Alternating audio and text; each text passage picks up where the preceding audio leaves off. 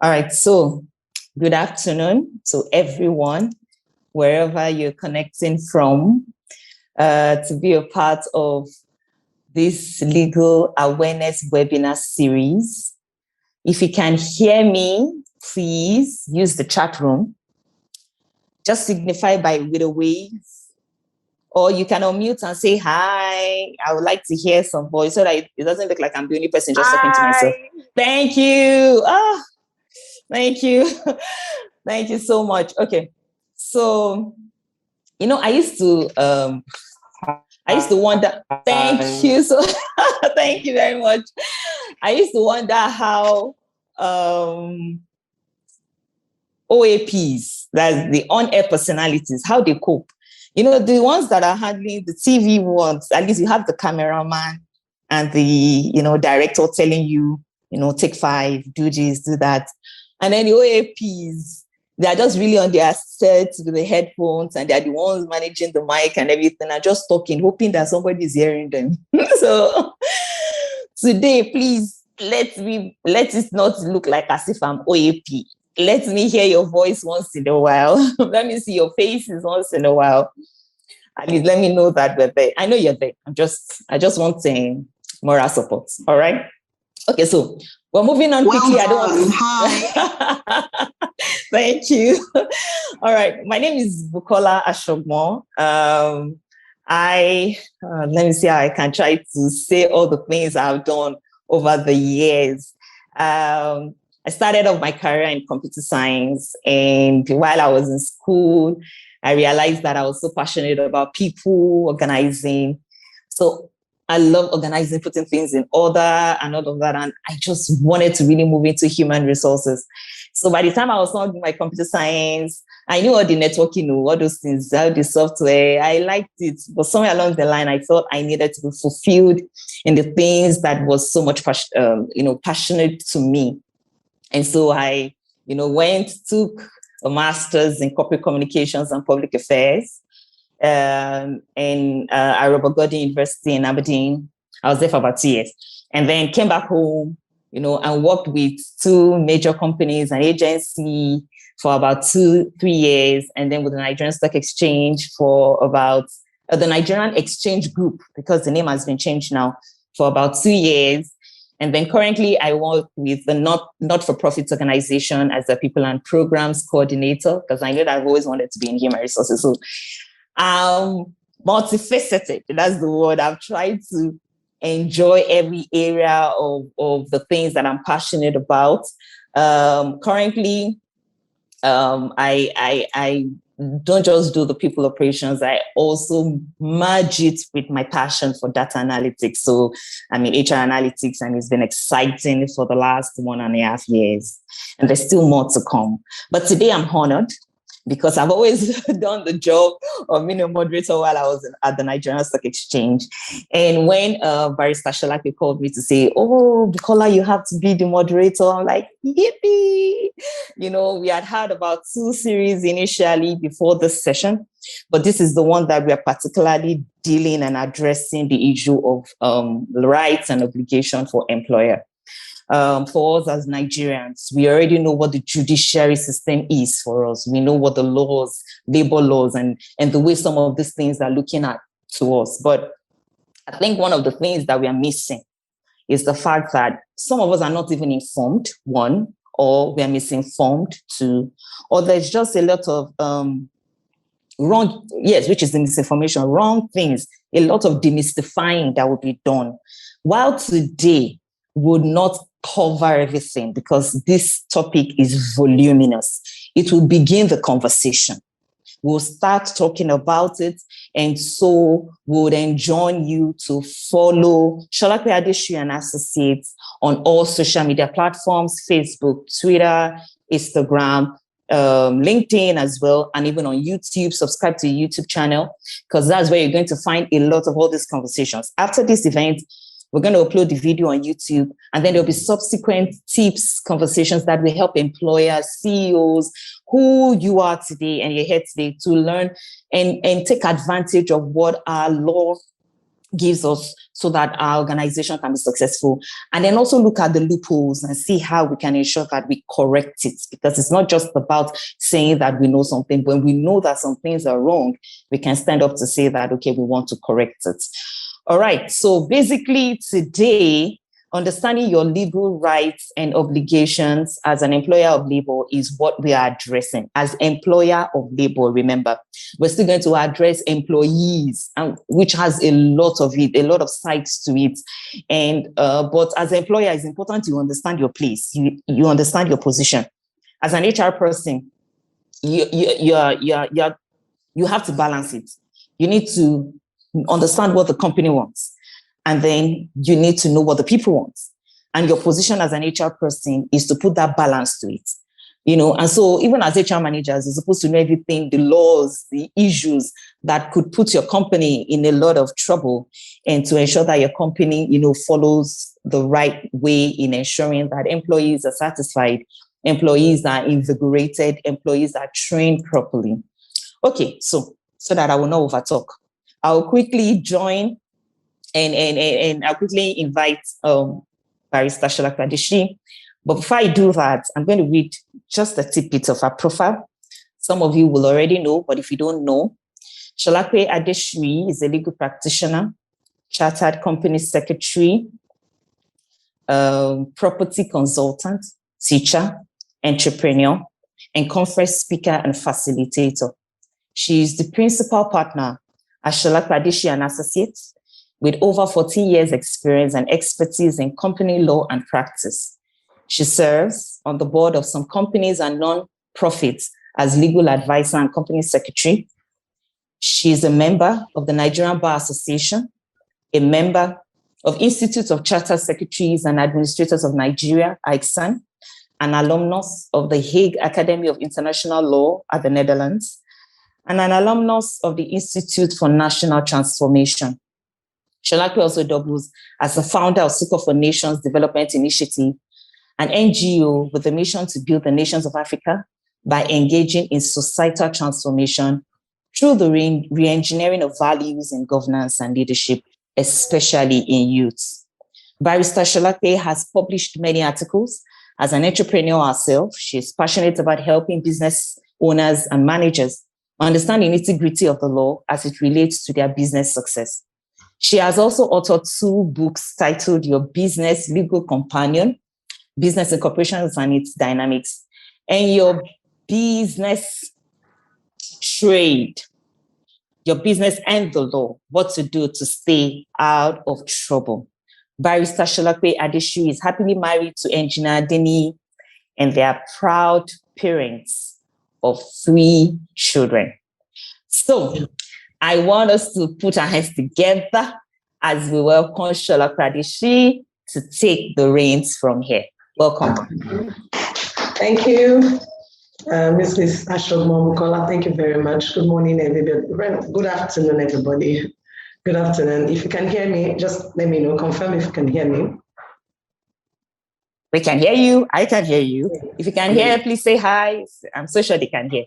We can hear you. We can hear you. All right. Hi. Fantastic. Thank you. Good afternoon. You're welcome. Let me first say thank you for coming on board this webinar, and I'm glad that we have quite a number of people are on the platform today. I know we're all very, very busy people, so I imagine that you take out time to be a part of this. You must have considered it something that will be valuable to you, and I can assure you that you will not be disappointed. So without much ado, let me quickly share my screen. There's quite a lot to talk about. The subject of employee-employer relationship is such that there's a whole lot. And I'm hoping that I'm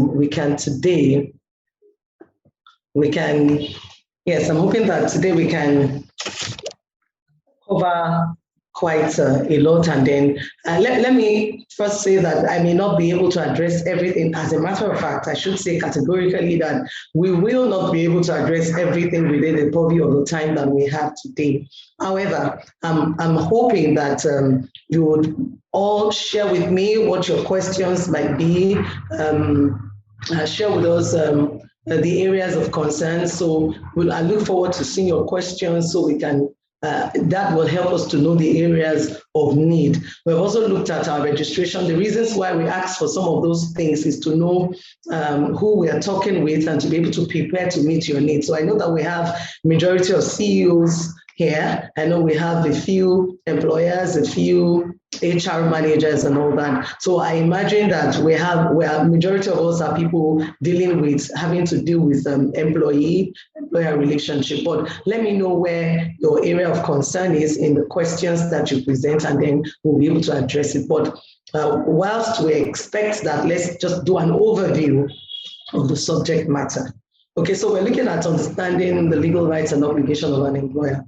Let me also say that we intend in this webinar to be able to look at the laws that we have, the Nigerian laws on labor and employment. We're looking at the rights and obligation of employers.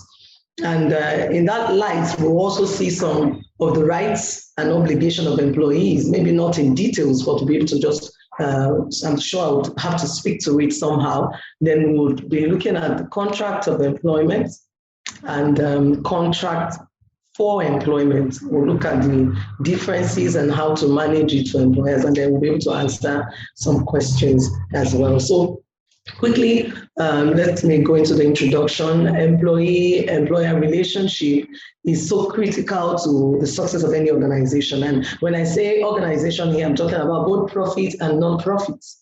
A non-profit organization. So whether you're a profit-making organization or you're not, the important thing is that there are corporate goals that needs to be achieved. And wherever you have corporate goals, then there must be the seamless relationship between employer and employees. However, we must also note that there's a whole lot in Nigeria. There's a whole gamut of a law that relate to employer relationship, and I can tell employer-employee relationship. I can tell you it's so much. We'll look at a number of them. We'll just briefly look at them, and then in some industry you have peculiar rules as to some industries, and so it's such that you need to know which industry you belong, the particular law that relates to you. So it's a wide thing, and let me say that it's a wise decision that you have decided to be here so you can learn, because I'm not sure anybody can say we have known more than enough. There are so many things that are unveiling itself as far as that topic is concerned. Furthermore, we must also understand that with the recent COVID-19, which ravaged a whole lot of businesses and is changing the face of business operations today. As we go on, you will see that there's been some changes as to the definition of who an employer is and who an employee would be in these circumstances. There are factors that used to be sacrosanct that are no longer sacrosanct. So the important thing is that a business owner and a wise HR manager today is looking at what's the implication of these changes on our relationship as employer-employee. I'm sure that it's not news to us that quite a lot of companies laid back a lot of staff or terminated employment contracts due to the COVID-19 restrictions and the adverse effects on the economy. So these are issues that it's unveiling itself in the entire discourse as far as employee-employer relationship and rights are concerned. So these are the things that has necessitated a review of this. We'll be looking at these laws and examining some scenarios that we need to familiarize ourselves with. Okay, in the light of that, okay, so quickly I go to what are the major laws that relate to employee and employer relationship in Nigeria. Today, fundamentally, we have the Constitution. The Constitution of the Federal Republic of Nigeria as amended, and albeit, even though we are still advocating for further amendments, the Constitution still validly relates to employer because, number one, the federal government or the governments of the nation employee are by rights the employers of labor. So the Constitution provides for that. Constitution provides for certain human rights that employers must respect. So you have rights against discrimination, and all that. You find quite a number of those provisions in the Constitution that relates to employer-employee relationship. We have the Labor Act. That's the very sacrosanct one, the one that is very common and known is the Labor Act, because it covers the entire issues relating to employment, albeit with a bit of limited scope. We'll look at it as we go further into the discussion. We also have the Employees Compensations Act. This one is the one that has to do with how to ensure that where employers fail to protect employees, then the employees can bring a case against them to claim compensation for whatever injury or losses that they have suffered as a result of being in the employment of the organization. So the Employee Compensation Act make provisions for that. Yes, the Pension Reform Act of 2024 is also applicable to employment because by this act, a pension is a compulsory thing for every employer. Every employer of labor in Nigeria as of today is under obligation to provide pension for all of its or her employees. Okay, I'm sure a number of us, we have so many things to say about that because I know many employers try to avoid, or should I say evade, this particular one. And then we have the personal income tax. Of course, I'm sure we're also familiar with that because most organizations will tell you that you have to make deductions on your income, which is the Personal Income Tax Act. And that's also been amended recently, and it's applicable to employment. Again, we have the Trade Disputes Act.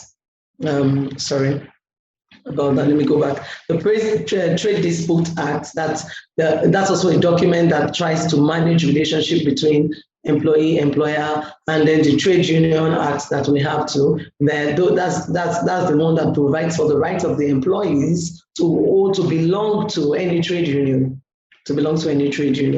and those are some of the laws that are major. Then we also have other laws that include guidelines for the release of staff in the Nigerian oil and gas industry. I did say that some of these rules are industry specific. So for instance, this is specific to oil and gas industry, and it seeks to control how a company that is based on that is in the oil and gas industry can release their employee. In other words, it's not just enough to say we write a letter, we are sacking you. There are guidelines that you must go through before you can actually terminate the employment of anybody within the oil and gas industry. So that's what that act seeks to do. The Finance Act is also there because that also provides largely for some of the financial responsibilities of employment of employers. So you have this act which was recently amended, fundamentally covering it even covers the personal income tax, covers a whole lot of taxation issues, covers educational tax and responsibilities. It also covers extents to pension and all that. So it's quite a voluminous document that provides for the financial responsibility of employers in the course of doing their business. The Industrial Training Fund is also another act that puts a responsibility on employers to train their employees, and So you find out that there's a whole lot, and sincerely, sometimes you wonder how are employers expected to cope in this under this kind of economy with so much regulations and responsibility. But I can tell you, it's not that difficult. There's always a way out. Then we also have the National Health Insurance Scheme, which puts a responsibility on employers to provide health insurance for their employees. National Housing Fund Act, that's also for providing housing for employees. Under this act, employers are expected to make certain contribution, whilst their employees are also supposed to make certain contribution to the bank, the mortgage bank, National Federal Mortgage Bank, which then gives the employee the opportunity to be able to access about 15 million naira that they can use to purchase a house. This is just government's way of thinking that they can help everybody ensure that after working for 10 years or 20 years, for instance, you do not end up not having anything in terms of house or any property of your own. Then we also look at another industry-specific one is the Nigerian Local Content Act. There, yes, the Industry Content Development Act, Nigerian Oil and Gas Industry, which is a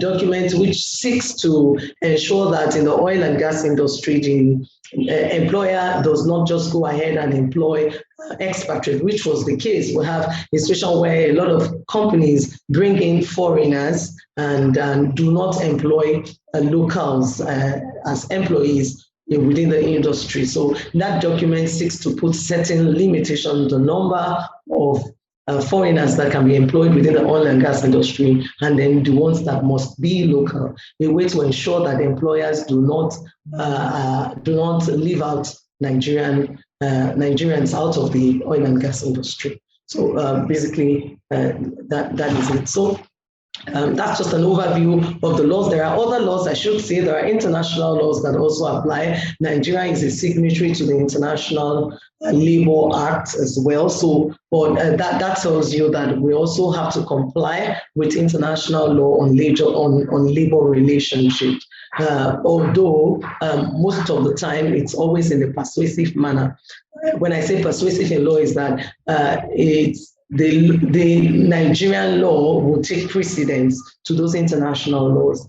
International laws come into place where, although Nigeria is a signatory to that international law, which makes the provisions actually binding on us, but it's not, what I mean by it's persuasive is usually our own local laws will first take the precedence before those other ones. Although we found there are many cases where people have sought to enforce international laws on employers, but they're by and large, they're practically similar. So there isn't really so much conflict. The issue hasn't been in the availability of the laws. The issue really has been in the enforcement. And that's why, and that's where we come in, because as employers of labor, we are the ones that have the responsibility to ensure that we comply most of the time with all of these provisions. Okay, so definitions, let's quickly go into definitions. Who is an employer? Who's an employee? And the law is always critical to do definitions, because the fact that as something has how do I put it? Because the fact that a word or a term has a particular perceptual view or general meaning does not mean that that meaning is what you have in law. Usually in law, there are specifics, and particularly for when you have acts and legal provisions, they always have a definition section which sorts and which seeks better still to define the terms that are used in the provision of the law. So within the Labour Act, an employer is someone who has entered into a contract of employment to engage any other person as a worker. The word worker is what is used in the Labour Act, and we'll be looking at what that means subsequently. He either employs for himself or for the service of another person. So this is so important. When you say a person is an employer, it can be someone who employs, who engages the service of another person, either for himself. So if you're an entrepreneur, you are a CEO, you can employ for yourself, or you can employ for another company, for as long as you are the one employing. So, and why that is important is that, you know, there are organizations that provide these employment services, HR services, recruitment services for other organizations. So even though the people do not work for you, if you operate within that industry, if for instance you provide this service of recruitment to another organization, even though those people are not working for you directly, the service is not for you, but you engaged their service for another company, then you are their employer. And I think it's important I state it, because I know that there are a lot of employees in Nigeria who for instance, carry the ID card of a particular company, but actually are not employees of that company. Yes, so we get to see, I'm going to give a practical example. but just to be sure that I do not defame or run into any crisis of having any defamation against any organization, I wouldn't want to use any names, but we know that there are times where I met people who say, okay, I need you to help me do an undertaking, I'll be a guarantor. A particular agency is giving me a job, but I'll be working with another company. This is very common for those who are or working as security agents. I'm sure we're familiar with that. It's also very common for those in the financial industry, especially in the banks. We have a lot of people working in the banks that actually are not employees of the bank. Now, so you can see them and say that, oh, this person is working with so bank.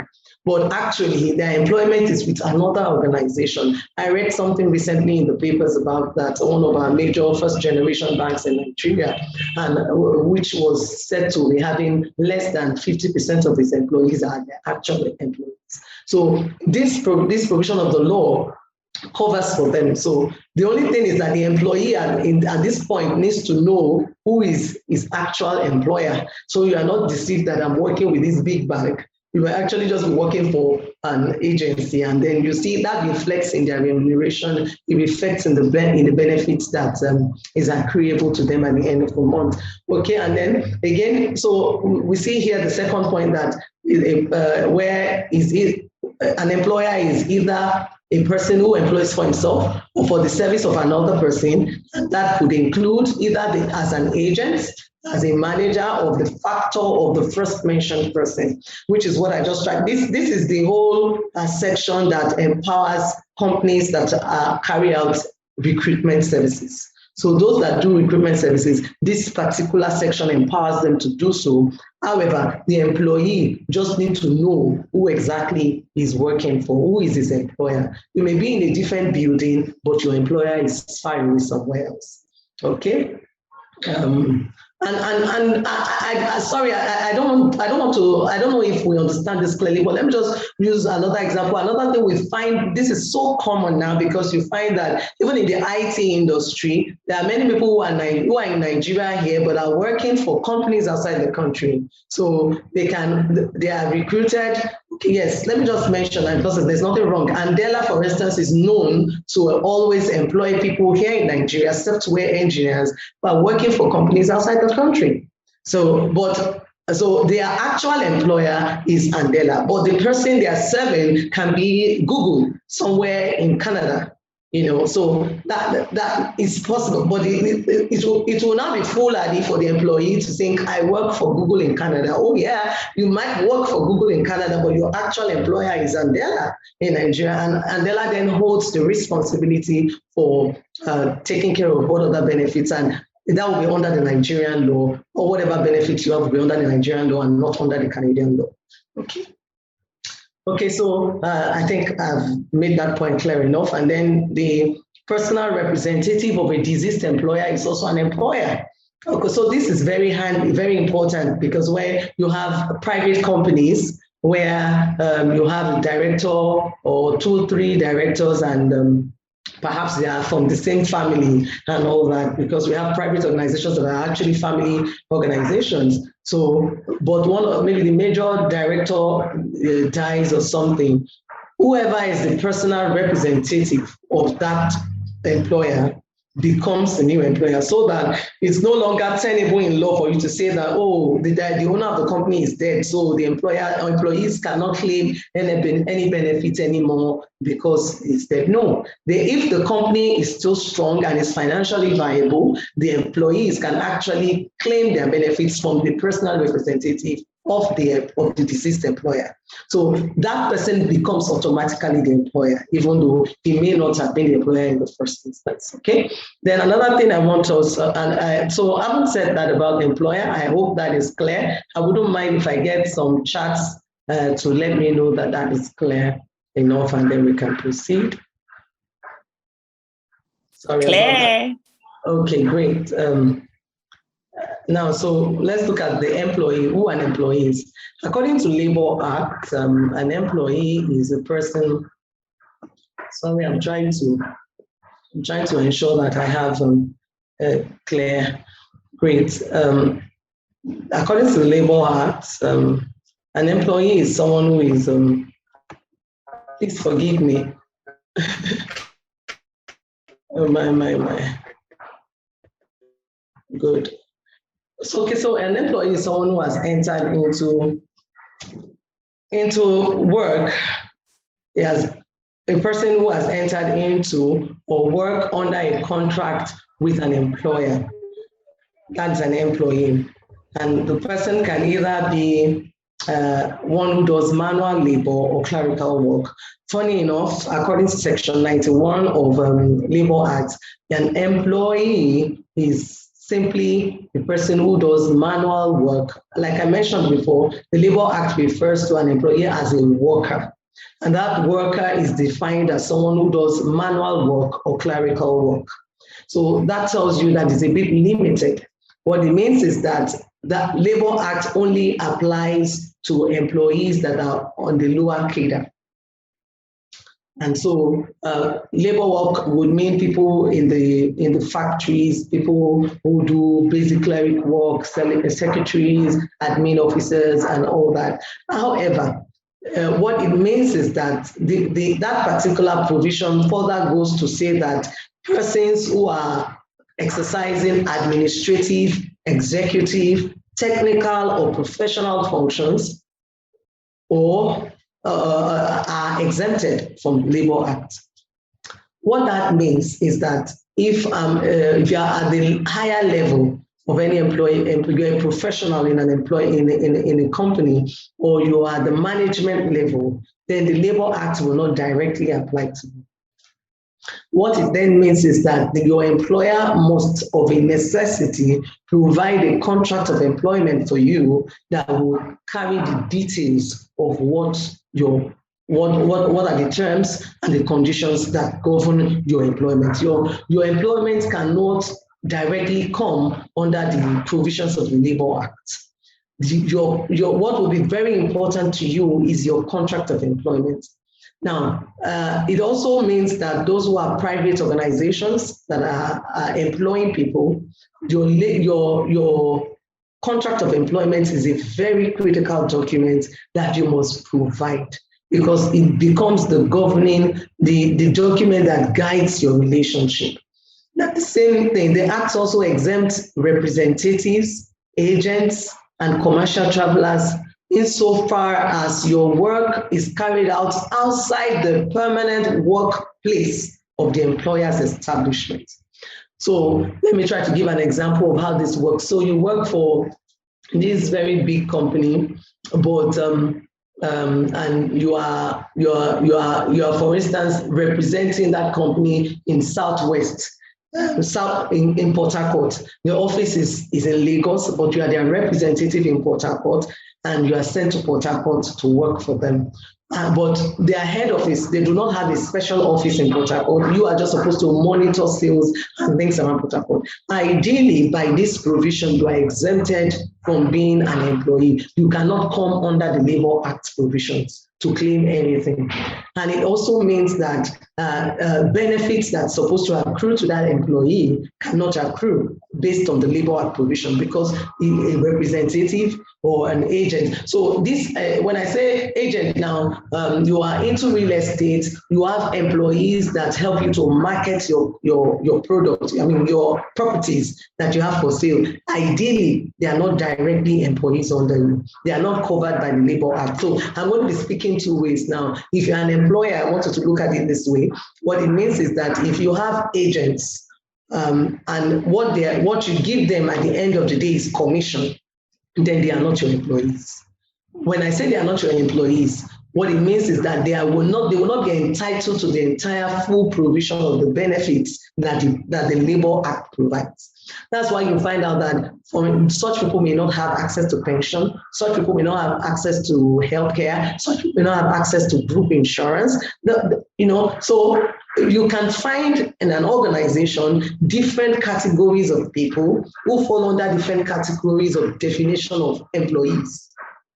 So a wise HR manager then stratifies its employees into different categories based on the service that they render within an organization. So if they are top management staff, then okay, we have to define what will be the terms and conditions of their employment and write it clearly in the contract of employment. If they are representatives and agents, we can just put them as contract staff and we just tell them this is the contract, this is what we're doing. It's just 2 years we're giving you to do this, deliver this and that for us. Within 2 years, we'll pay you so. It's that simple. So that exempts them from, the company won't be burdened with saying we have to provide healthcare services for all of these people. Now, except, the way it is done is you can then, there are times you can have different category of these employees, and then based on what they are offering, and then say, this is what we will offer. With this category, we offer this. With this category, we offer this. But as far as the Labor Act is concerned, all the benefits that are accruable or that an employer owes an employee would only be accruable to those who are direct employees of the company. So as big as some of our oil companies are, and you find out that there are different calibers and categories of employees. There are those who have retirement benefits, there are those who do not have any retirement benefits. And it's not because the organization is wicked, it's because the organization have different categories of work. And under our law, there are those who are not regarded as full employees of organizations. So you have part-time employees, you have contract employees, you have management employees, you have, and all that, all of those categories, there are different benefits that we accrue. Okay, that's according to the law. Okay, so let's just go to the next slide. I'm sure we'll have a better understanding as we go on. Okay, so let's go into employer rights. Okay, before I go into that, is there any question? Is there any gray area that anybody wants me to clear? Is there any question I can address right now? So we can. Mrs. Ashogbo? I don't think there's any for now. Okay, great. Right now, yes, I don't think so. Great. Okay. Okay, so employers' rights, and let's look at the rights of the employers first. First and foremost, what the law does is to create. The law itself does not exactly, and I mean explicitly, bring out what the rights of an employer is, or the rights of an employer includes, but we can deduce them from some of the provisions. Yeah, for instance, we have number one, the right to medically examine workers before resuming work.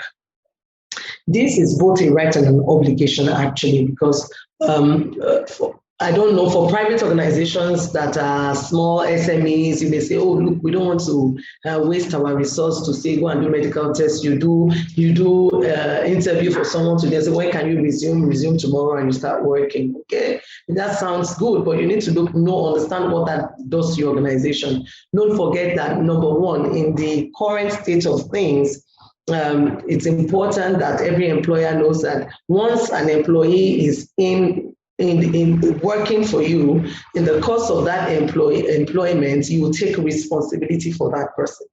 So what it means is that if you employ someone who has some medical conditions that you're not aware of, once the person comes into your employment, then that condition actually can either work for you or against you. Now, so even in the light of COVID-19, the workspace now is more difficult, has become more sensitive, and every employer needs to take responsibility to know what you're doing. When you have a workspace, who are those that are coming to work within that workspace, what's their health status? It's very important that as an employer, you take that and you take responsibility for that. And an employee cannot say that, oh no, I don't want anybody to check me. They shouldn't find out whether I have HIV or I don't have any form of disease. It's a personal information. Yes, it's a personal information, but as far as you're working within that organization, it's no longer a personal information. However, your employer has a responsibility and obligation not to disclose information, personal information about your employer has a duty of data privacy, needs to protect your personal data. That's another, we'll be looking at that under the obligation right. But as far as checking your medical status is concerned, it is a right of the employer. So, and as well an employee, Section 8 actually provides for that. And every employer needs to understand that it's not just for big organization or for government organization. Even the private organization, it's important because you might just be saving your own life and the life of all other people working for you if you do those medical checks. One question, Barrister. I'm sorry to just cut through. The idea is for us to quickly get these responses. So we have two questions, but I want us to quickly first answer the one from Otters, who is trying to, answer the same, actually get clarification based on what you're talking about now. And the question is, isn't that then a discrimination based on health? No. Okay, so it's not. No, it's not a discrimination. Don't forget that this is before employment. Number one, you're not supposed to, I agree that you're not supposed to discriminate based on health.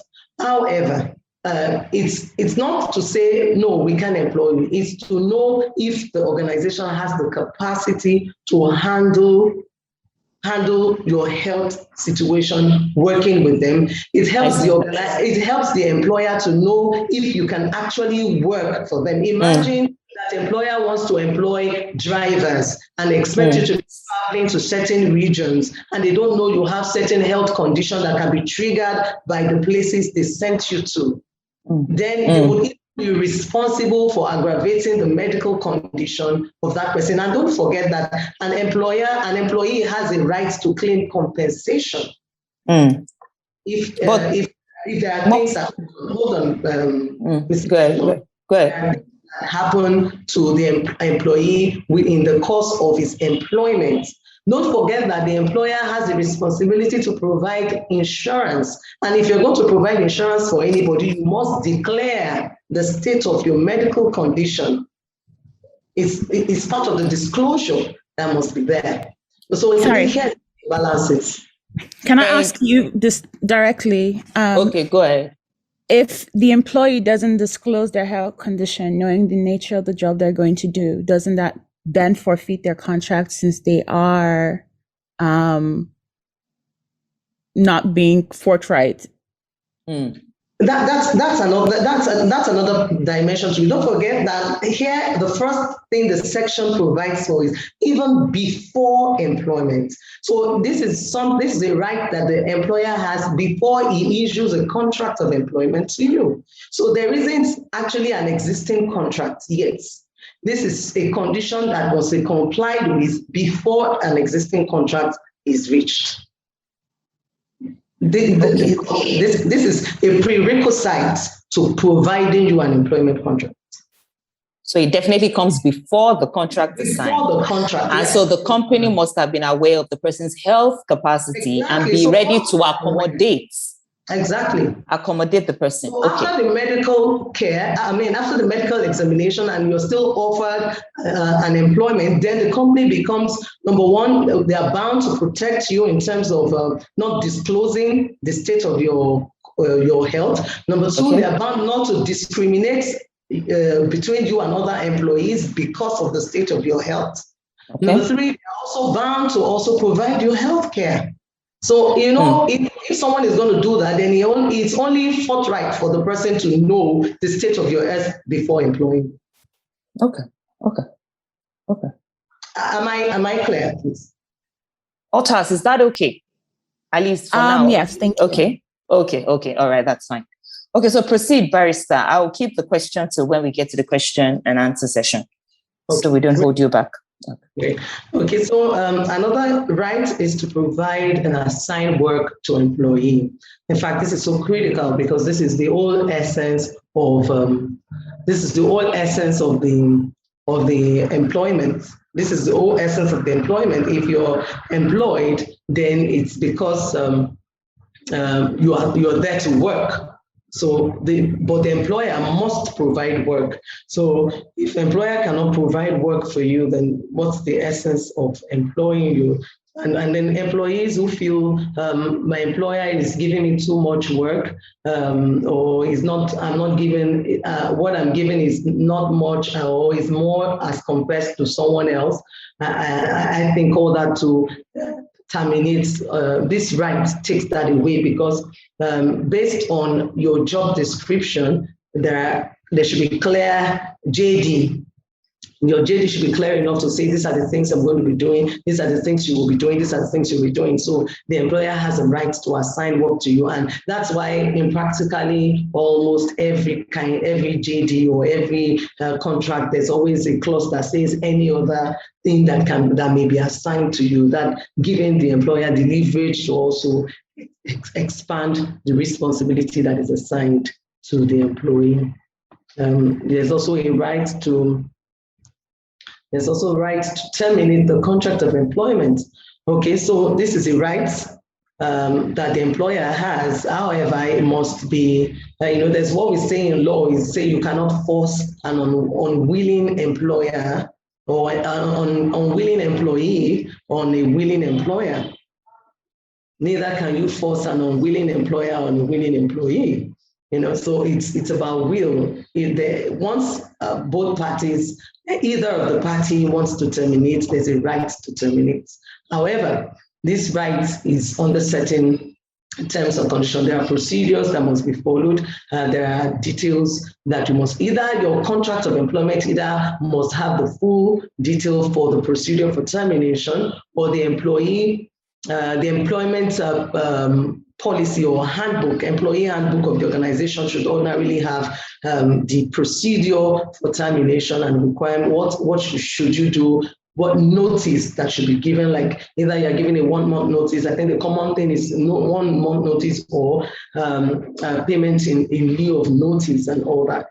That's normal. However, where there are issues of misconduct or issues of sexual harassment, it's the need for notice is no longer there. The person can do without the need for notice. So what it then means is that if it's a misconduct, the employer can say it terminates your employment summarily. However, it's advisable for employers to ensure that there is a proper way of addressing misconduct and sexual harassment and these issues when they happen within an organization, so that there are records that you have followed the laid down procedure. There should be employee policies on how misconducts are treated. Is there a disciplinary committee? Are there queries, letters that will be given? Because if you don't have all this detailed, you may need to go to court then to explain to the court that, okay, the employee was,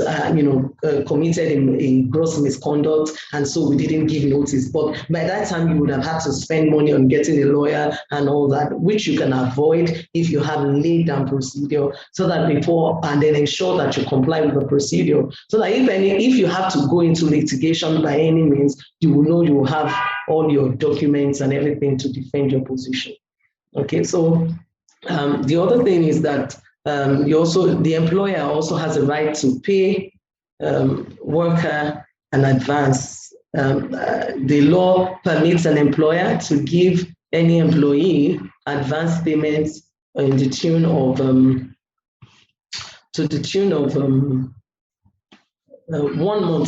month's salary. It shouldn't be in excess of 1 month's salary. So if you're giving an advance to any employee, the advance you're giving to the employee should not be in excess of a 1 month salary. And where the person is repaying, in repaying this sum, the employer cannot take more than 1/3 of the 1 month salary per month. So you can give 1 month in advance. Your staff comes to you to say, "Okay, my wife just put to bed. I need extra money." Okay, fine, but it shouldn't be in excess of 1 month. And if you give 1 month, then in recouping, for him to repay that 1 month, then you should just be taking it in 1/3, a third of his salary per month to get to that. That's just a way to protect both employer and employee, so that you don't have a situation where people abscond with your money, and then you don't have a situation where the employee at the end of a month has nothing to go with after paying back an advance that you received. Okay, so those are just a few rights we'll look at. Then we'll look at obligations, because there are quite a lot of those obligations. Number one, an employer has an obligation to provide a written employment of contract to every employee.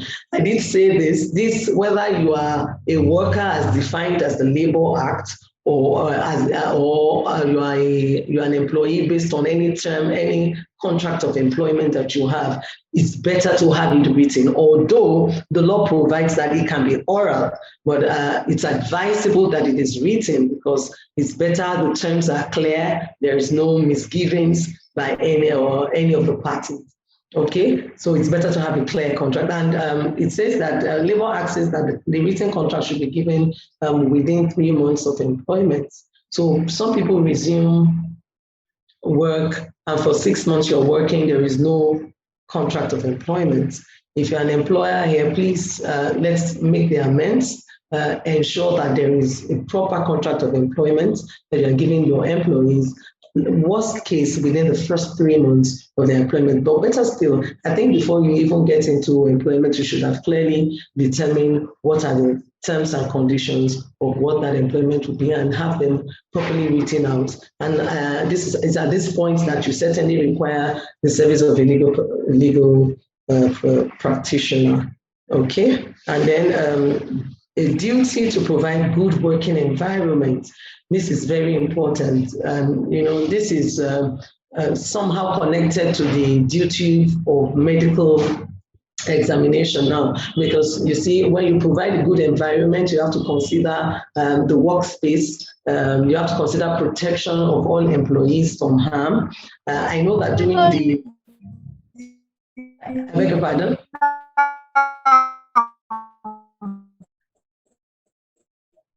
Okay, I didn't hear that, but I think it's not so clear. Okay, so let me go on. Is everybody hearing me? Please just put the question in the chat room, please.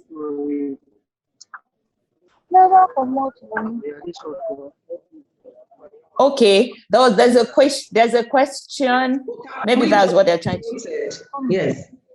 Please just remain muted. I'm seeing all the questions and I will ask, okay? But let me ask, okay. So the question here is from Mr. Ngoswai. Please explain the payments in lieu of resignation.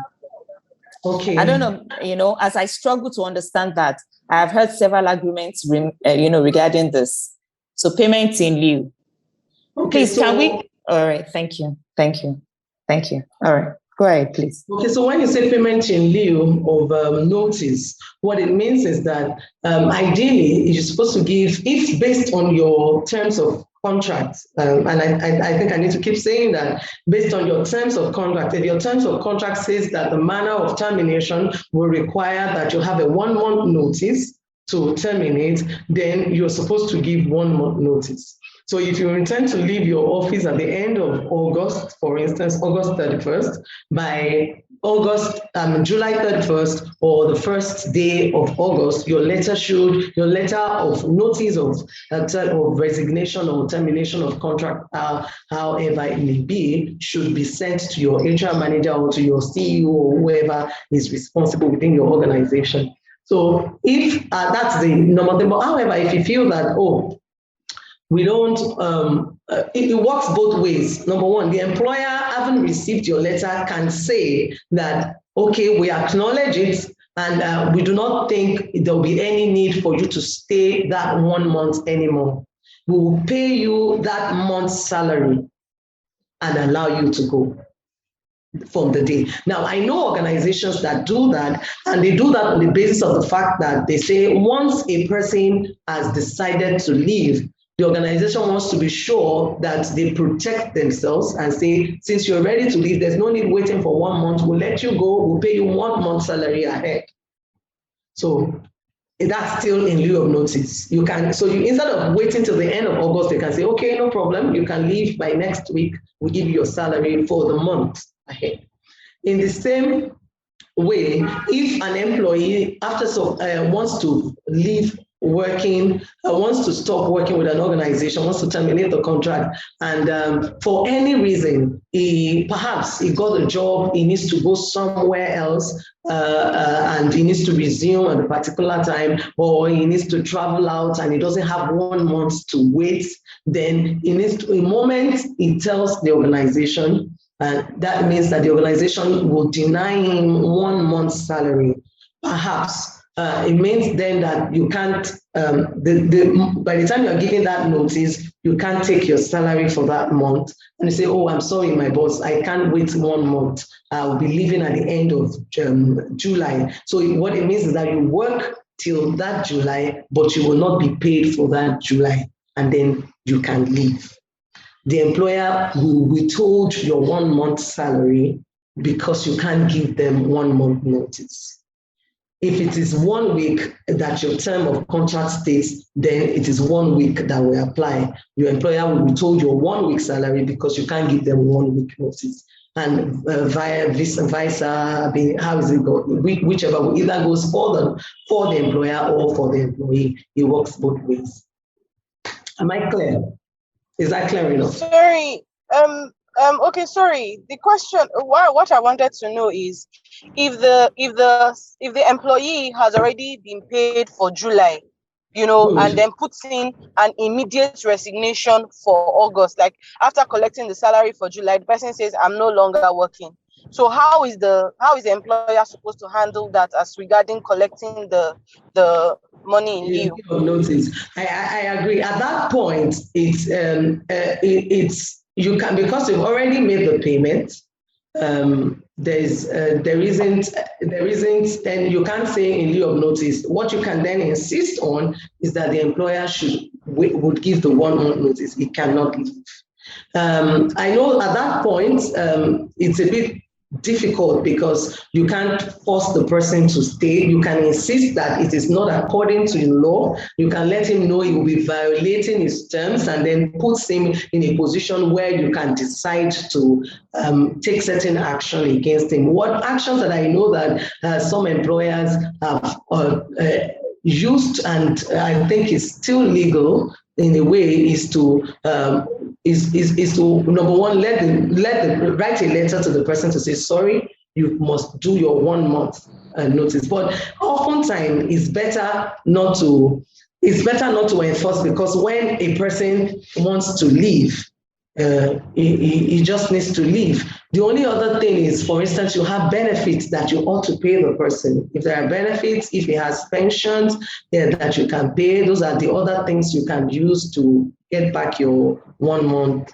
payments. There are benefits that you still need to give him in the organization that you can withdraw. Those are things you can use.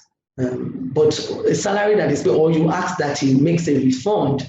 An employee who also wants to, the employee would also be thinking he has a career reputation to protect, except if he wants to jettison everything that he has worked for over the years. So I am sure a wise employee too would look at it. You don't want to do something that damages your future career prospects and all that, because except, you get the point I'm making. There are ways you can go about it to let him know that that's not possible. You have to ensure that you do 1 month, or you refund the salary that was paid to you, and then you go. And then if he then insists, the measures you can take is either do a newspaper publication about the person quickly, because while you need to do that, then you'll be wondering if an employee does not want to comply with the rules and wants to go away with the side, then you want to be sure that, especially depending on the role that the person is taking in the organization, the person who was occupying, if it's a sensitive role, you want to be careful that you need to inform your clients, you need to inform your customers, this person is no longer working with us. So at that point, it would be wise, for instance, to do a newspaper publication, not making any defamatory statements, but at least clearly stating that this person is no longer an employee, and all clients and customers should take note and should no longer relate with that. Those are some of the little measures you can take to guide and protect yourself. Please, can Thank I you can so I much. just say something, please? How about where it was already worded in your contract of employment, something like maybe at a certain level, you need to give 2 months notice or you forfeit 1 month salary in lieu of notice, which means that if today is the 15th of July, if I was resigning and I was due to give 2 months notice and I can't, then I must pay back to the organization 1 month salary in lieu of notice. Is that legal?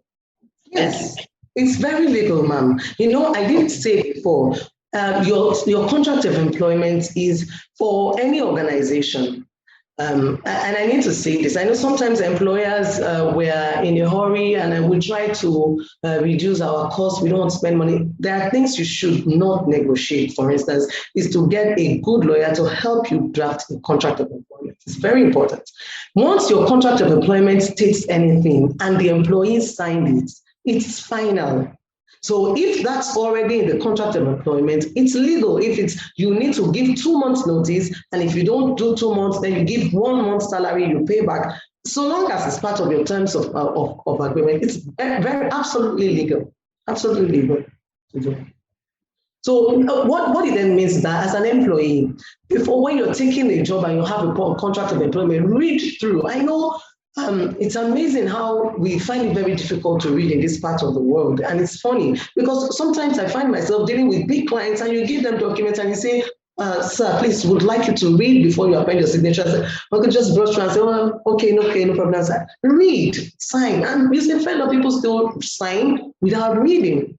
And it's sometimes you would have signed off very fundamental issues and benefits in your life without knowing until when the situation comes up and then you realize you signed off something you ought not to have signed. So please, that's just once it's in the terms of the contract, it's legal. Barrister, please let me just quickly chip in. Can everyone just please hold on a few minutes? You're running out of time, so you need to cover up on the obligations. Wow. Yes, and we have few minutes. There are a lot of questions in the chat room, so we need to address that. So you might quickly just wrap up. Take questions. Yes. Like how many minutes do we have, Mama? I think for you right now, you are actually out of time, so I'll give you just 5 minutes, and then we can quickly start addressing the questions. Yes, there's a lot we need to answer. Yes, okay, please. Great. Okay, so let me just see how quickly I can move. Duty to pay salaries, and that's just, and then deduction, duty to make deductions. That's, this making of deductions, we need to know it because sometimes some people don't know how that their annual emoluments result in a monthly basic salary of something small. You're wondering, how come? Yes, so your employer has a duty to deduct issues or some amount of your salary based on the laws on taxes, your personal tax, your pension, your contribution to your pension fund, your national insurance scheme. Pension is compulsory, whether it's private or public. It's compulsory. Taxation is compulsory, whether private or public. National housing scheme is not particularly compulsory, but if your organization says it's available and you opt for it, then they will make the deductions. Your health insurance is also part of it. There are organizations that provide a private HMOs, not a government-provided NHIS program, but all that may have certain obligations, maybe in 2%, 1%, 10% here and there, but the breakdown of your wage is important. There must be a breakdown that is done for you. Yes, duty not to employ anyone below 16, except if it's an apprentice. I think I'll just pass over that. Duty to provide rest intervals for employees, and this is critical. Sometimes you say, we are working in a fast-paced environment. There's no time. An employer owes every employee a rest time intervals during work. It's an obligation. You must provide, especially where your employees stay in the workplace for more than 6 hours. Duty to obtain consent before transferring employees, and this is very important. So when you have a situation where there are mergers and acquisitions, a company buys over another, and then they're thinking, what do they do with the employees? It's important that the employer gets the consent of any employee before you transfer. So if your company is bought over and they want to transfer employee, every employer must agree agree to it. And if you don't want to move to the next company, the option will be to resign, and I'm sure they will be offering you whatever benefits you have or you are entitled to. Duty to provide transportation if your workplace is in, I think, about 6 kilometers, I can't remember exactly now, away from where your resident. Then duty not to discriminate. I think we'll talk about that. Wow. I don't know if we can still take a bit of this contract of employment, or let's do the questions. Let's see how far we can go with the questions. And then if we have more time, we can come back to this. Will that be okay? Maybe, because I think there's a lot of questions. And let's cover the questions. And then if you need to come back, that will be fine. Okay, so let me go first to, let me go to the first question, quickly. Let me see the first one. So I have one here first. So I think, I'm not sure it was Success that asked this question. I said, but when you have a JD that goes outside, when they give you a job outside the JD, that was when you said something like, more work assigned, more work can be assigned. Fantastic. So he's saying, are there legal implications to that? And are there because I've worked in an environment where your job description is quarter to what you are doing. Oh my goodness. And it's always so crazy. And they pay you exactly what they still pay you. So is this legal? Because if it's a balance for me. Employers have their responsibilities, but employees too, there's a part in which maybe we need to own up and open up to say this is not right. So that clarification, please. So legally, once you have a JD, and the JD already has, I know that for wise HR people and employers, you will always want to put a clause that something else, any other work can be assigned. That clause would always be there, except if it was an oversight, because it won't, sometimes in the course of the business, there are things that happen. For instance, someone resigns and then there is pressure before they can employ another person, or the existing employers need to cover up and do the job. So there's plenty pressure on those that are existing. So I understand that these things are there. The wise way to do it for a CEO and for HR persons within the company is to always put a clause that there are extensions that can be you can be assigned something beyond what you have been given. Another thing that can be done by employer to ensure that you do not, because you see, this is a mutual thing. We're not just as lawyers. I can either be representing an employer or representing an employee. The important thing is to see that both relationships, like I said at the beginning, is the proper synergy of employer and employee that brings about business success. So it's both ways. But what the employee should be willing to do is to say, okay, if your HR person says, oh, sorry, because of certain challenges, we are yet to able to employ other people, there will be pressure for some time. What they can work out, for instance, to say there will be certain benefits. For instance, there should be something like if you're doing overtime, if you have to work on Saturday, which was not part of your JD before, maybe this is the bonus that will be providing for you. And the person should be with the consent of the employee to say, yes, okay, we're willing to take it up. And then you give a benefit. It's especially if it was not within the JD before. But if it is within the JD, if they've already put a clause to say that we can assign other things to you, it is legal. But if it is not there, and then there is a need, what the employer should do is ordinarily work out an agreement with the employee to say, we'll do extra time, or overtime, I meant to say, overtime. Then the overtime will be paid for, because there are rules regarding overtime, whether it should be overtime or unpaid overtime and all that, or bonuses to cover for extra time. These things happen. Sometimes the employee would not have envisaged that it will happen. So it may not be covered by the purview of your terms of employment at that time. But but the pro is a challenge that needed to be solved. So the way to go about is to negotiate with that employee, or except if the employee then says that, look, I'm tired, I've had it up to here, no, I want to resign. then you can either pick that up against your employer. Okay, so I'm going to be fast. There's a lot of questions coming in. So Kunle asked, a situation whereby an employer at the inception of COVID-19 sacked many employees without notice and compensation thereafter. Is this justifiable? If not, what can be done by the employee? Sacked many employers without notice. Without notice and compensation. Both.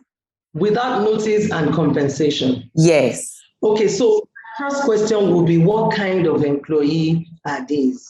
What kind of contract of employment do they have? You know, like I mentioned before at the beginning, it's difficult to just look at the situation on the face value. We need to look at then what kind of employment, what kind of contract do these employees have? Are they contract employees? Are they full-time employees? Are they, you know, the terms? What are the terms? Does the term allow the employer to lay off at any time? These are the things that guide these actions. So it will not be something I can say whether it's right or it's wrong, because like I mentioned before, it's unfortunate that in this climb, because of the challenge within the labor market, of course, you know, everybody is trying to look for, there are fewer jobs and more people looking for the position. So oftentimes when you get the job, you hardly pay attention to some of the details, or you're just so glad that you're chosen, and then you leave out some of these details. However, these are the issues that can create a challenge. I cannot say yes or no whether it's justified, because it's the terms of the contract that will determine the kind of employee that they are, that will determine whether it was right. But by and large, it is wrong for employers to just lay off employees without benefits, because there's what we call in law, usually there's always a reason, an intent behind the law. And so the whole idea, the jurisprudence around labor law, employee-employer relationship is to create equitable relationship, because the employer itself is like is advantaged in the relationship as against the employee. So it's the sense of law is to create that balance. So balance. The employer does not take advantage of the employee, but it's important that we see whatever it is that was signed by the parties, or we can then look at it all. Okay, so these are part of the things that you say would be included as the essential elements of a valid contract of employment, right? These things, because somebody asked that question. Look at it. I would like to. Is the slide just okay? Before? Which is the slide before then that you were trying to talk about? Okay, let me still see how much you can answer before you start. Noah asks, as a recruitment agency, if the client terminates the services of a staff we got for their business within a month, are we obligated to refund the client? Okay, so a recruitment agency. So it's like maybe I was recruited for a specific company, and then maybe after a few weeks, I didn't like the job, and then I resigned and said, I'm not doing it again. So now, but they've paid, you know. Okay, so that then is a function of the contract between the organization and the recruitment agency. And your contract should have covered such positions. If in events that the candidate we got for you are not satisfied with that candidate, what should happen? These are things, these are the basic, you should have an agreement, you should have a contract, a document that covers your relationship between the recruitment agency and the company for which you're recruiting.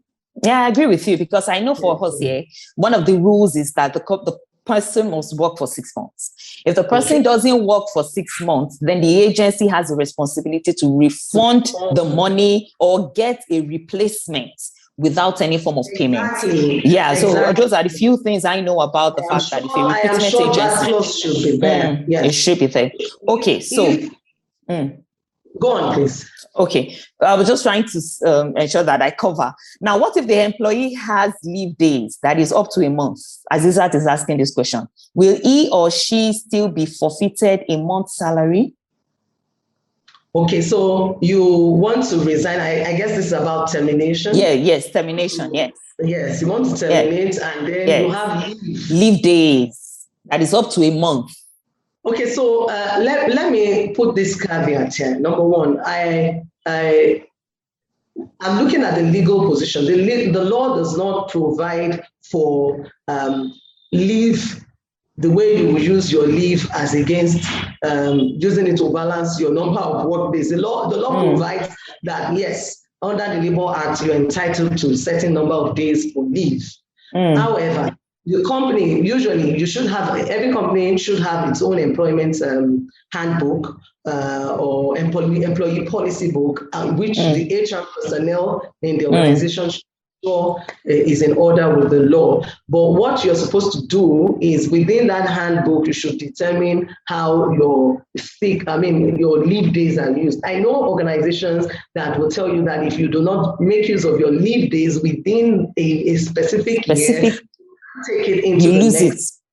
You know, yes. There are organizations who allow you that allow you to take in and carry over your leave days. So I think it's a function of what the organization allows. And at that point, you want to ask what you have in the employee handbook.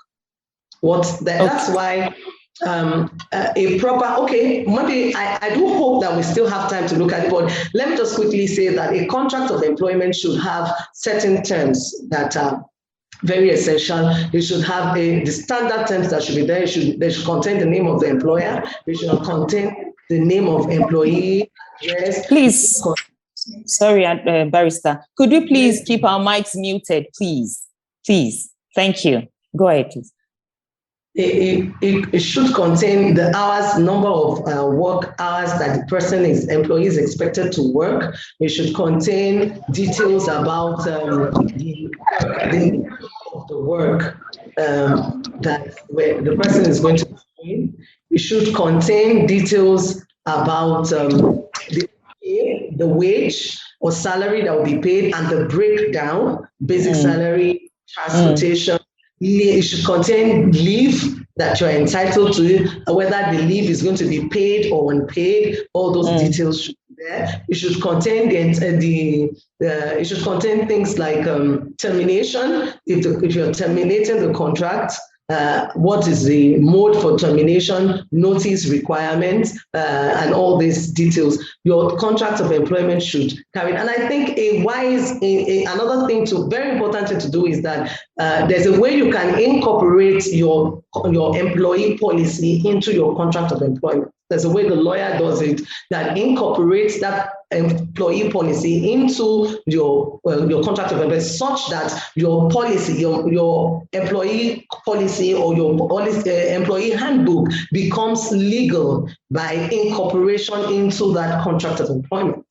And I'm sure the lawyers and HR will know how to do that, such that every provision within your employee handbook is as good as a rule or as a law or as a term of the contract and becomes enforceable.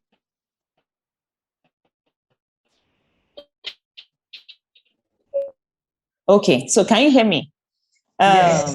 Okay, great. So now, still on that salary issue, I'm not sure if that's been clarified. So what happens if the employee has not spent up to a month with the employer, which means that he has not earned a month's salary, and he decides he doesn't like the place? Well, he leaves. He has no choice. He has to leave. Okay. But I think that has been addressed basically. The person has to leave. It's not, I don't think the person is the person tied, Barrister? Is the person tied to anything? If you have signed a contract, then you have a legal document that binds you. If you have already been issued within that period, if the employee has been issued a contract of employment and he has signed it, then he has a document that is legally binding. Even if I don't like the company anymore? I like the sound that I don't like the company, but one of the things you must understand is that contracts are obligations. You have an obligation to the organization. Now, of course, like I mentioned before, you can't force an unwilling employer on a willing employee. So you will still leave, but the ideal thing is to properly leave. Don't forget that in whether you are an employee, you must understand that you're building a career. And in building a career, it's not just about how you feel per time. It's about you're meeting people, you're building relationships, and these are part of things that build up to become who you become eventually. So you don't just walk away out of a contract like you have no respect for that contract. I think the ideal thing is to engage the HR person in that place and say, I'm sorry, I found this, I don't think I can continue, and then have a clean break so that by the time you are leaving, you are doing it properly. At that point, of course, you shouldn't be expecting any pay. After all, you haven't spent up to a month to deserve it. Provisions within that contract of employment that is against your leaving, then you have to talk about it. For instance, there are things that there are organizations that when they're employing you, they're making you sign a bond to say, I'm going to stay for a particular period. So we have that to be depending on, there are some very highly professional positions that we want to recruit for, and the organization is saying, okay, if we're going to recruit you, then you must enter into a bond that you will stay with us for 2 years, and because they want to ensure that that position is stable. If you have signed such bond, if you want to leave outside the bond, then there will be consequences. There will be things you need to perform. For instance, the bond could say that if you want to break the bond to say you can't stay, you will pay us certain amount of money as so if you want to take that step to leave, then you must be willing to pay the cost. I see. Is there a likelihood that the company could sue? Oh, yes. That's why we have legal documents. Once you have these documents, then, and if you're going to violate it, then it becomes a basis on which the organization can actually pursue a suit against you for damages. Yes. Okay. All right. So there are a lot of questions on that. I'm going to quickly move to another one to address. So legally, how much can an employer deduct from an employee's income as a form of punitive measure, especially in an haulage firm that has truck drivers as employees? Okay. Is it even right to deduct? For punitive measures? Okay, there's a particular provision on that, but there's a limit to what can be done now. I'm trying to access, I can't remember the exact percentage, yes, but it's allowed if it is what you have agreed on, but it cannot be beyond, it can't be something that will be too costly. Here is it. Let me look at your position, your particular situation. So a company that is a haulage company, and the employees are the truck drivers. Then yes. And then if there is any damage, for instance, I think what we do, for instance, we don't know what the salary range will be, but the ideal thing is whatever you agree with your employees is important. You need to have an agreement. You need to say this is what we can deduct from the employees in cases where they have committed certain misconduct that is causing the company losses. Okay. If you're able to get that, you might as well just share with everyone much later. Yes, that information in order to help. Yes, I will. Okay, so there was Uzoechi, please pardon me if I didn't pronounce it well, asked the question, said that I thought pension scheme applies only when the staff strength is a minimum of 14. Oh, yes. Okay, so I did mention, for time's sake, we're not going into details of pension, but pension, according to the Pension Act, an employee, first and foremost, is someone, an employer is defined as someone who has more than 3 employees. Okay. So if you're less than 3 employees, then the Pension Act is not binding on you. However, it clearly states that once you have up to 15 employees, then it is compulsory for you to provide pension. So it's correct to say that 14 below is not compulsory for you to provide pension. However, if you do provide pension, then pension, okay, I've had questions relating to this. Gratuity, or what we call retirement benefits, is not compulsory, but pension is compulsory. Once an employer has 15 employees above, it's compulsory. But if you pay pension, for instance, it doesn't stop you from paying other benefits. Perhaps you still want to give gratuity. Some organizations give both pension and gratuity. And then if you provide gratuity, you can then not say, because we will give you gratuity, we are not doing pension. No, pension is statutorily required, provided you're 15. You have up to 15 employees above. That's true. Okay. Another thing the Pension Act provides is that you're also supposed to provide a group life insurance policy for all employees. Employees, especially, I want to believe the number of 15 will also be applicable, that once you have employees up to 15, then you must also provide group life insurance for them. And when you do not provide group life insurance, then in case of employee, then you would have to take care of whatever benefits that will be required to pay to the family of the deceased employee. Okay, so quickly, let's move forward. So there's still this question on contract of employment, and I think that's coming from a lot of employees. So what are the major key points to pay attention to when signing a contract of employment? Okay, I think maybe if I have to check that now, and because we have just a few minutes before we can address that before we leave. Okay, so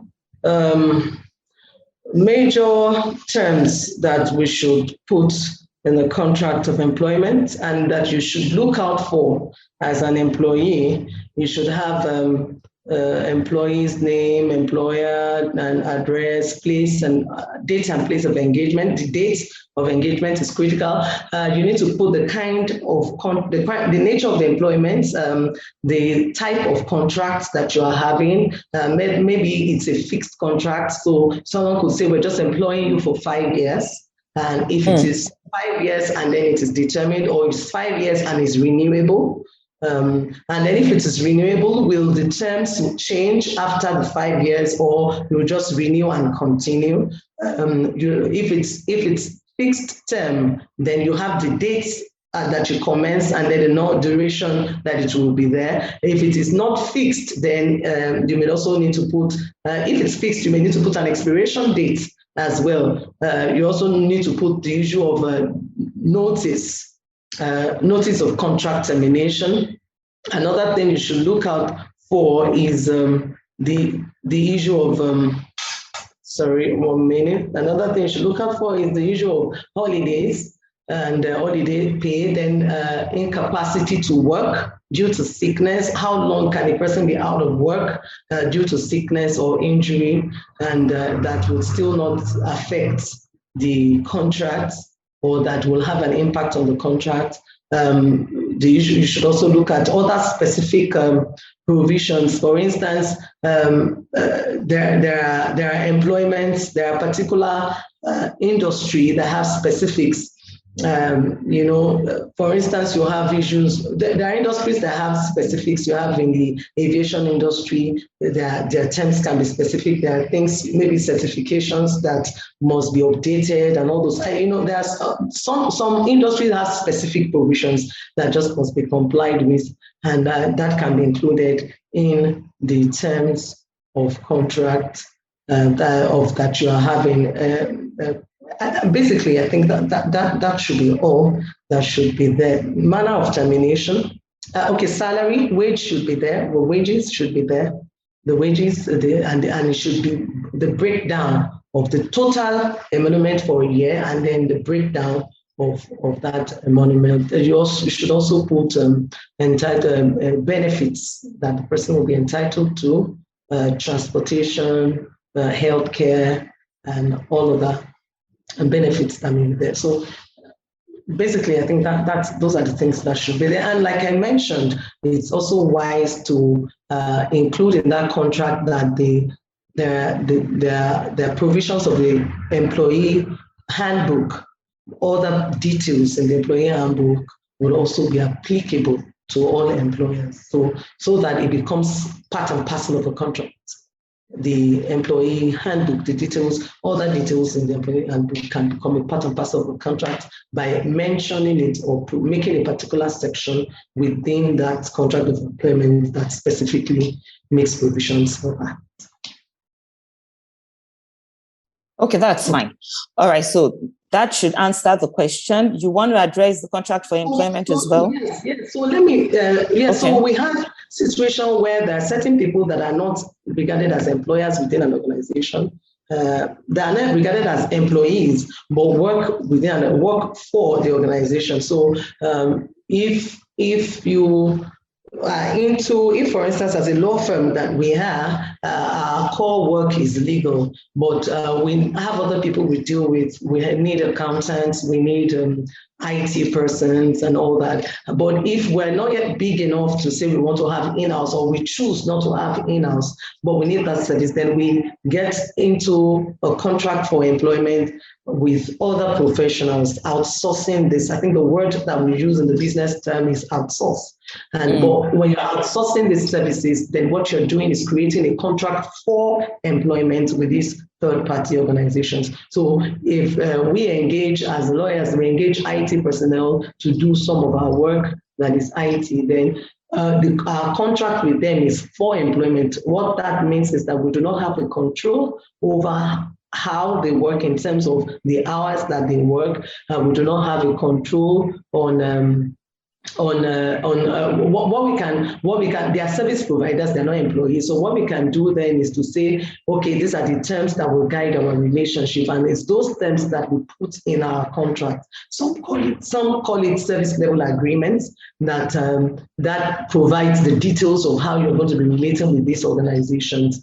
And then a very critical thing that you must look is how do you determine that? Look at the form of payments. If you're not paying salaries, we're paying based on the work done, work agreed, and the sum agreed to be paid. So that becomes the mode of payments, and it can be, we can determine the mode of payments in the contract. Unlike if you're an employee, the mode of payment is on a monthly basis or on a weekly basis. Yes, another thing to look at is, when you're in a contract for employment, we do not owe you benefits. It's just simply work. We don't have to provide you anything other than what we agree to do. You serve us, we pay you, and that will be all. And another thing that is important is when we're engaging such people, then there are things we must discuss with them. If they're working for us, we need to discuss the issue of ownership of the work. And IT industry, as an example, when you're dealing with IT people, it's important that you clearly make them know that whatever they are doing or creating for you actually belongs to you, because ownership actually would rest in the person engaging their service. So when you are, so let me just use the opportunity to say this. When you have someone who is a full-time employee in the organization, whatever that person does in the organization is owned by the employer. So for a contract of employment, services done or work done or things created in the course of the employment by the employee belongs to the employer. And because it's within the employment of the organization. However, if it is contract for employment, it's important that you clearly state where ownership will rest and discuss and agree with that service provider. Those that are in the digital space, the copyright issues come up because some of them say, okay, creation, but in reaching agreement with them, it's important to say, yes, you have created this website for us, but the copyright of the website resides in our company. And so that factored in from the beginning. Another thing that you should intellectual properties. It's so important to discuss that. So you're writing a book, or you get someone to do a copywriter for you or ghostwriter. Yes, he does the writing, but because you're the one who engaged the employment of that person, the service of that person, and you have paid for it, then the copyright should reside in you. And don't assume, because I've seen a lot of these people, especially the creatives, people who are in creatives, they think because they are the one that created it, they still want to have ownership. However, you can discuss usage. Okay, so as a photographer, he takes your picture and then he wants to still use your picture at his discretion. It's important that you discuss to say, yes, you created this, you did this painting, but this belongs to me. However, if you want to use perhaps to say, I want to at least show clients that this is what I can do, you can discuss the purview of what his right of usage will be. But it's important to know that this particular creation, even if it was yours, but because I paid for it, the ownership has transferred to me. Then for you to use, then I need to give you permission to say this is the extent to which you can use that particular material.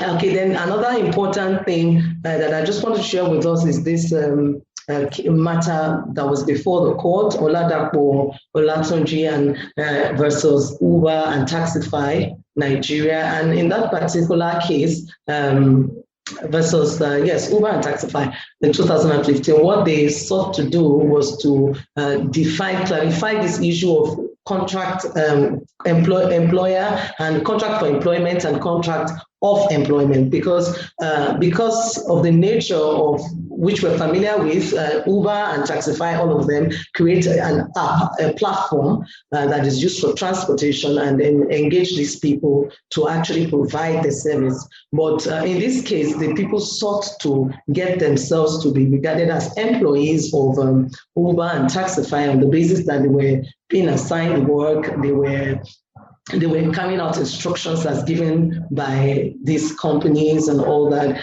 But the law did say, the court actually held that they are still not employees of the company, mainly because the definition of employer does not cover that. They are more like representative, they are like agents to this organization instead of full-time, and so they will not be entitled to benefits of pension, benefits of healthcare, which were the things they were trying to get the court to give them as a result of their relationship with Uber and Taxify. So why am I going there? I think it's important that the law is very clear as to who is an employee or who is an employer. The issue of who is an employee is critical. Once you can determine what category of employer this person is, then you know what the person is entitled to and what is not entitled to. So HR persons and managers or CEOs must be very careful when you are employing people to know what are we employing this person for, what's the nature of job they will be doing, and how, what are the benefits they'll be entitled to. Let all those things be clearly stated at the beginning and before getting into the relationship. And by all means, make sure it's written clearly in a contract of employment, and I'm sure you can manage a number of other things that come up with proper legal advice. Yeah, so talking about legal advice, Barrister, we're already like a few minutes out of time. So I'm sorry, we really need to catch up on the few questions. Yes. And I want those questions answered before people leave. So a question came saying, do you need a lawyer to help in drafting the handbook? Do you consult on this? Oh, yeah, it's good. Yes, you need a lawyer. You have HR persons who do it. Then, of course, you can get legal advice, get legal opinion from your lawyer, and we do on that. Yes. Okay. So how long can such a contract for employment last? I'm so sure this question is covering contract for employment, the services. How long can it last? For as long as the project is on, the service you want them to provide for you is on, and then it should be clearly stated, should be provided. You should define it. So we can have like 2 years and then a renewal after that if you think that your services are good. So like, for instance, if you need our service, as I want to believe you're talking about contract for employment. Yes. Is that okay? So if someone, if a medical firm, a medical organization, for instance, needs our service as lawyers, then it will be a contract for employment to say, okay, we want you to serve us for a period of a quarter, and these are the things we will be doing, these are the services we're providing for them. So it's clear, it must be defined, whatever you want to do with that, whether if you're engaging in IT, any professional you want to engage on a contract for employment, the duration should be agreed between the parties and should be clearly stated. Okay, so on another question now on taxes. Someone asked that that success that are NGOs supposed to deduct taxes or are they exempted? Okay, so that's a different purview entirely. I understand, but maybe just a little few. I'm hoping that very soon we can do something on NGOs specifically, so we can be more details on it. But NGOs, if you're not engaging in profit making, you are not paying corporate tax, but you will pay personal income tax for your employees. So if you have employees, your employees are subject to personal income tax as an NGO.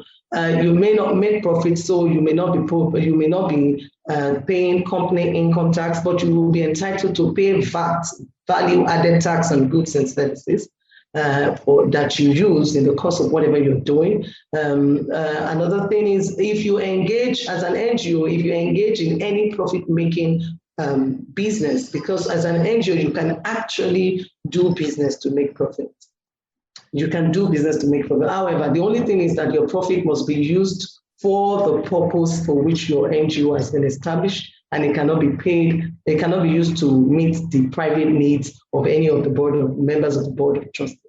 But you can make profit. When you do make profit, for instance, an NGO that has a school and the school it runs as a profit-making organization, then the school will be subject to tax.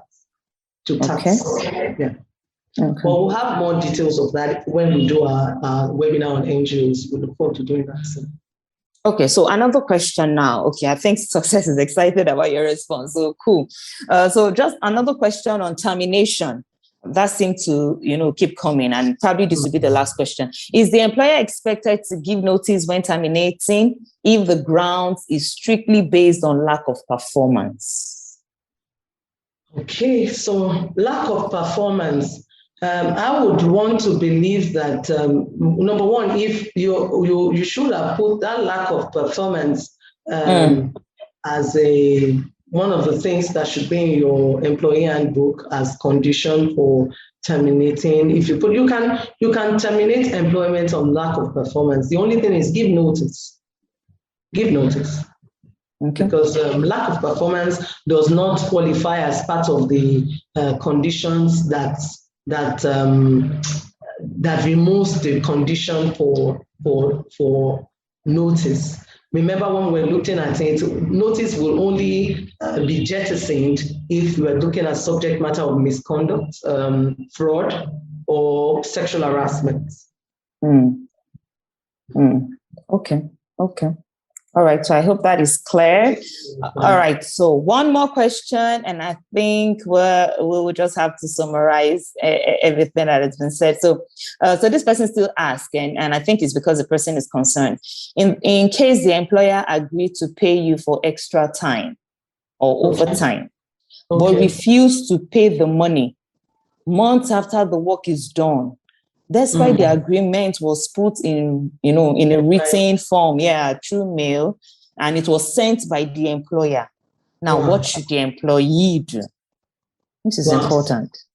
Okay, so I would want to ask if within that organization there is a laid down policy on how to engage your employer on things that you're dissatisfied about.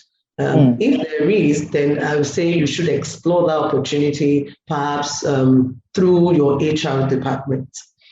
If there isn't, then you may need, you may need to engage a legal service. And don't forget that the moment you choose to do that legal service is that you have decided to leave the organization. And then you can then bring up a matter against them. In the industrial courts, is always there to listen to all those things. The only thing is be sure you have all your documents, all your evidences that can back up your claims, and that you have kept the details of that. Our legal system leaves a little more to be desired than we have because of delays and all that. But you can be sure that you will still get. The industrial court actually tries to be as fast as possible. By the way, industrial court is the court that handles matters between employee and employer. So it's not in the regular court. So it's usually faster, but there are rules that must be complied with. And so you would need a lawyer who is very competent and knows how to help to pursue such matters. But another thing you want to weigh is how much is the the cost, how much is the benefit that you want to claim, and with the cost of pursuing the matter in court. And of course, you may also think that it's all, besides the cost, the other thing you want to consider is by the time you have done that, you would have made a precedent for other employers to follow and everybody to do the right thing. I need a lawyer. It's not something that I can just go and bring my documents and face. You need a lawyer. Okay. All right. That's fine. So please, I know we've gone way past the time. Thank you so much for everyone, waiting. But I would like Barrister Sholakbe to give just like an overview of what we can just take home finally before we leave today. Okay, so again, let me say thank you for listening to me. I appreciate that. And to say that, number one, it's important that we know that business success, of course, is a function of the synergy of employer and employee. And the position of the employer is a bit advantaged as against the employee. So the essence of the law is to create a balance and to help to see that employers do not take advantage of employees. So, and I know that from our own details, we have a lot of employers here. So I want to urge us that we comply with the law by all means. Where we have employees beyond 15 in number, let's ensure that we provide pension. Pension, according to the Pension Act, all you need to have is make contributions. The employee also have contribution to make, deduct and pay them. Ensure you do personal income tax. These are things that will just make workplace interesting. Our obligations include providing a safe workplace for our employees, ensuring that we pay wages at the right time, providing. I think we also need to ensure that as employers we are creating the environment that people required to do their work well. Healthcare service if you can, but group life insurance is advisable too as well. It's not, and it's just about what you're supposed to ensure the insurance company provides. Remember, what we just do is pay a premium. It's the insurance company that eventually pays the real sum when in event of the death of any employee. So I think it's by all means we should just put all this together. And then if you're employing people, ensure that we have the right category of employee. If you want to do contract employment, if you want to do fixed employment, if you want to do full-time employment, if you want to do what's it called now, representative and agencies that you want to use, you don't owe agents this, all you owe them will be commission. Clearly state it. That's all that is important. Ensure that your contract of employment is clearly written, and then I'm sure that, like I said again, please, our employee handbook, let's always ensure that we have that. Engage an HR expert to help you draft one with the counsel and the advice of a legal practitioner, so you can get a very good document that can safeguard both your organization and those that will work for you.